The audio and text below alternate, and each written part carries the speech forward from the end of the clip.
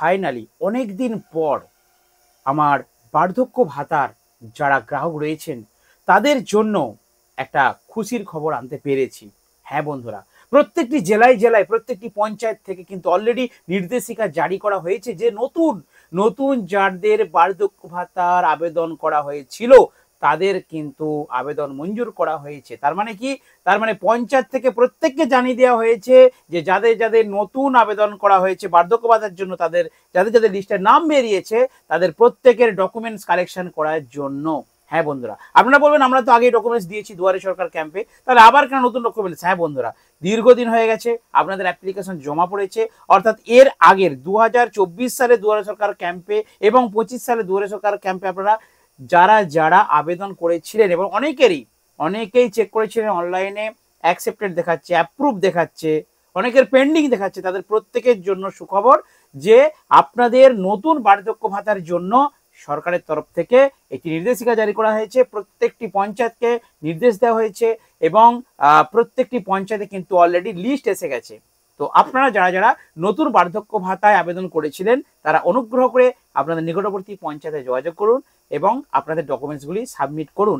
পঞ্চায়েতে যে লিস্ট এসেছে তাতে কিন্তু কারা কারা পাবে বার্ধক্য ভাতা, কারা কারা পাবেন তাদের নাম এসেছে। কারণ এই যে ধরুন জানুয়ারি মাসে আপনাদের ডকুমেন্টসগুলো জমা নেওয়া হয়েছিল দুয়ারে সরকার ক্যাম্পে, তারপর ভেরিফিকেশন করা হয়েছে, তারপর আপলোড করা হয়েছে, তারপর অনলাইনে আপনাদের অ্যাকসেপ্টেড বা অ্যাপ্রুভ দেখাচ্ছে।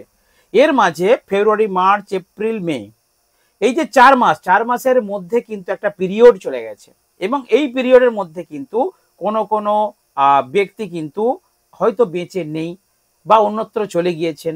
তো তাদেরকে কিভাবে বার্ধক্য ভাতার টাকা দেওয়া হবে বা যারা অলরেডি আছেন পাবেন বলে যোগ্য তাদেরকে কিভাবে দেওয়া হবে তার জন্য একটা কিন্তু ভেরিফিকেশন পিরিয়ড চলছে, যেটা হচ্ছে ডকুমেন্টস। তো আপনারা কি করবেন? নিকটবর্তী পঞ্চায়েতে যোগাযোগ করবেন। আর ডকুমেন্টসের ব্যাপারটা আপনাদেরকে বলে দিচ্ছি কি কি ডকুমেন্টস নিয়ে যাবেন। আপনারা 1 কপি আধার কার্ডের, মানে আবেদন করার সময় যে যে ডকুমেন্টসগুলো দিয়েছিলেন সেগুলোর অরিজিনাল এবং জেরক্স নিয়ে যাবেন। আধার কার্ডের 1 কপি ফটো, আধার কার্ডের 1 কপি জেরক্স, ভোটার আইডেন্টি কার্ডের জেরক্স, আপনাদের ব্যাংক অ্যাকাউন্টের যে অ্যাকাউন্টে আপনারা বার্ধক্য ভাতা নিতে চান সেই ব্যাংক অ্যাকাউন্টের জেরক্স, সাথে 2 কপি কালার ফটো এবং প্যান কার্ড থাকলে প্যান কার্ডের জেরক্স। আপনারা এই ডকুমেন্টসগুলি নিয়ে নিকটবর্তী পঞ্চায়েত অফিসে গিয়ে যোগাযোগ করুন। ফার্স্টে পঞ্চায়েতে গিয়ে বলবেন যে আপনার লিস্টে নাম আছে কিনা, কারণ প্রত্যেকটি পঞ্চায়েতে কিন্তু অলরেডি লিস্ট এসে গেছে। তো দাদু ঠাকুমাদের জন্য একটি খুশির খবর, যারা নতুন আবেদন করেছিলেন, দীর্ঘদিন অপেক্ষা করছিলেন, রাজ্যের তরফ থেকে গ্রিন সিগন্যাল পাওয়া গেছে এবং আপনাদের কিন্তু একদম বার্ধক্য ভাতা হয়তো সামনের মাস থেকেই দেওয়া হবে, কারণ এই মাসে আপনাদের লাস্ট ভেরিফিকেশনের কাজ চলছে। এবার আসা যাক নতুন লক্ষ্মী ভান্ডার। অনেকেই ভাবছেন যে দাদা বার্ধক্য ভাতার খবর দিলে লক্ষ্মী ভান্ডার কি হবে? লক্ষ্মী ভান্ডারের কিন্তু কোনো আপডেট আসেনি। বার্ধক্য ভাতার লিস্ট এসেছে, তবে আমার মনে হয় যেহেতু বার্ধক্য ভাতা দেওয়া শুরু হতে চলেছে আপনাদের নতুন লক্ষ্মী ভান্ডারও দেওয়া হবে। একটা কথা আপনারা মনে রাখবেন বন্ধুরা, সাথে প্রতিবন্ধী ভাতাও কিন্তু দেওয়া হবে। একটা কথা আপনারা মনে রাখবেন বন্ধুরা, 2026 ইলেকশন আছে এবং সেটা মমতা বন্দ্যোপাধ্যায়ের নিজস্ব নির্বাচন, অর্থাৎ বিধানসভা নির্বাচন। তো তার আগে কিন্তু এই ভাতা প্রকল্পগুলোকে অবশ্যই নাড়াচাড়া করতে হবে। অলরেডি সেই প্রক্রিয়া শুরু হয়ে গেছে। আমি দীর্ঘদিন ভিডিও দিতে পারিনি চ্যানেলে, কারণ কোনো আপডেট পাইনি। তো আজকে পেলাম, তাই আপনাদেরকে শেয়ার করলাম।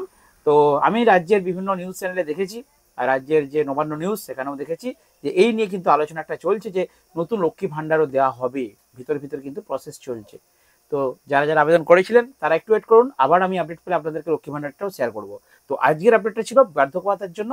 যারা নতুন তারা অবশ্যই ইমিডিয়েট কিন্তু পঞ্চায়েতে যোগাযোগ করবেন। দেখাবেন নেক্সট ভিডিওতে। আপনারা ভালো থাকবেন, সুস্থ থাকবেন। আর যদি এই ধরনের রাজ্য সরকার এবং কেন্দ্র সরকারের বিভিন্ন আপডেট খবর জানতে চান তাহলে আমার এই ছোট চ্যানেলটিকে অবশ্যই কষ্ট করে সাবস্ক্রাইব করে রাখুন।